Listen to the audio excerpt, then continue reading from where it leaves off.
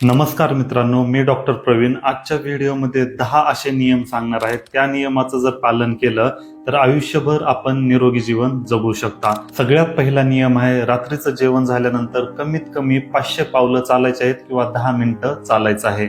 रात्रीचं जेवण झाल्यानंतर एक 5 ते 10 मिनिटानंतर आपल्याला लगेच चालायला जायचं आहे. जर कमीत कमी तुम्ही 500 पावलं चाललात तर यामुळे पित्ताचा त्रास होत नाही, पोट साफ होण्यास मदत मिळत असते, खाल्लेलं अन्न व्यवस्थित पचन होत असतं, तसेच आपलं हृदय सुद्धा चांगलं राहत असतं. म्हणून रात्रीचं जेवण झाल्यानंतर आपण नक्कीच चालायला पाहिजे. या कारणामुळे अनेक समस्या ऑटोमॅटिकली दूर होत असतात. पुढचा नियम आहे, जेवण झाल्यानंतर लगेच पाणी नाही प्यायचं आहे. खूप जणांना अशी सवय असते की जेवण झाल्याबरोबरच खूप जास्त पाणी पिऊन टाकतात.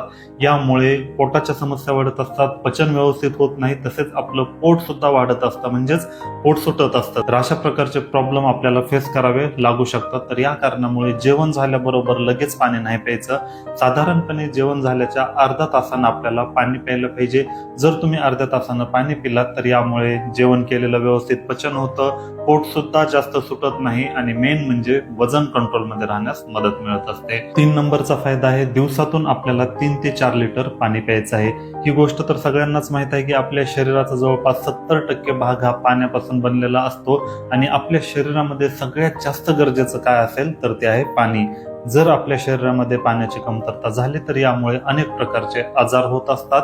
खूप जास्त आजार फक्त पाण्याच्या कमतरतेमुळेच होत असतात. म्हणून या कारणामुळे आपल्याला सफिशियंट प्रमाणात पाणी प्यायला पाहिजे. दिवसभरामध्ये 8 ते 10 ग्लास पाणी आपण प्यायलाच पाहिजे, तरच आपलं पूर्ण बॉडी फंक्शन व्यवस्थितपणे काम करत असतात.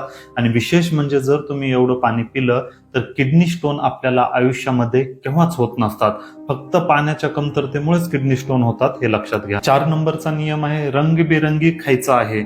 आता अनेक जणांना एक स्पेसिफिक प्रकारचंच अन्न आवडत असतं, परंतु असं न करता आपल्याला जेवणामध्ये जेवढ्या प्रकारचं रंगीन जेवण करता येईल अशा प्रकारचं करायला पाहिजे. हिरव्या पालेभाज्या, अंगूर, टरबूज, संत्री, सफरचंद अशा वेगवेगळ्या प्रकारचे म्हणजेच रंगबिरंगी पदार्थ, फ्रुट्स आपल्या जेवणामध्ये पाहिजे, तरच आपलं आयुष्य खूप जास्त वाढत असतं, आपण निरोगी जीवन जगू शकतो. 5वा नियम आहे, उपाशीपोटी चहा नाही प्यायचा आहे.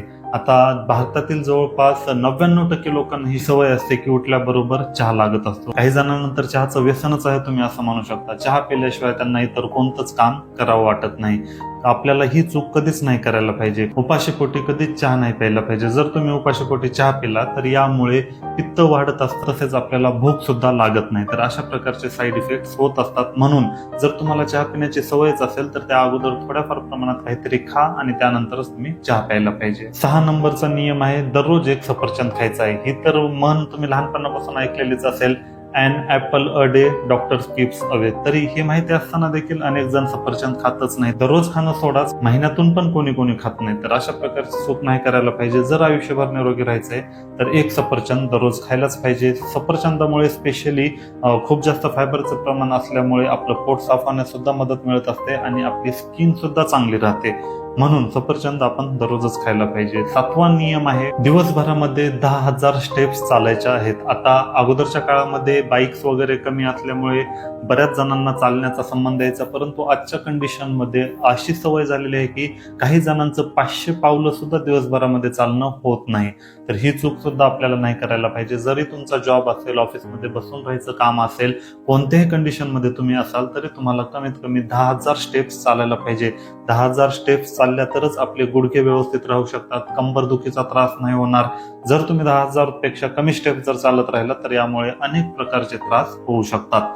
जर आपल्याला 10,000 स्टेप्स चालणं शक्य नसेल तर 5,000 पासून सुरुवात करा आणि हळूहळू वाढवा, परंतु आपल्याला एवढ्या स्टेप्स चालणं हे गरजेचं आहे, हे लक्षात घ्या. 8 नंबरचा नियम आहे, दररोज सकाळी 1 ग्लास लिंबू पाणी प्यायचं आहे. लिंबू पाणी पिल्यामुळे त्वचेला चमक येते, पोट साफ होण्यास मदत मिळत असते, कोलेजनचं प्रमाण जास्त असल्यामुळे स्किन ताजेतवाने राहण्यास मदत मिळत असते, तसेच व्हिटॅमिन सी भरपूर प्रमाणात मिळत असतं आणि यासोबत आपल्याला दिवसभरामध्ये हायड्रेट ठेवण्याचं काम सुद्धा लिंबू पाणी करत असतं.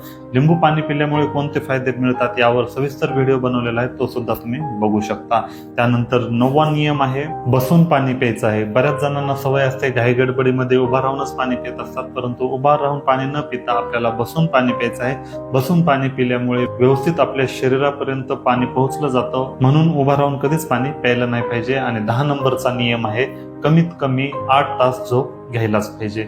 धावपळीच्या जीवनामध्ये किंवा कोणत्याही कारणामुळे जर आपल्याला झोप 8 तासाची झोप मिळत नसेल तर ताणतणाव वाढतो, चिडचिडापण वाढतो, तसेच मेंटल स्ट्रेस खूप जास्त प्रमाणात वाढत असतो. या कारणामुळे आपल्याला 8 तासाची झोप गरजेचीच आहे. जर तुम्हाला निरोगी राहायचं असेल तर हे 10 नियम पाळा, तुम्ही 100% निरोगी राहू शकता.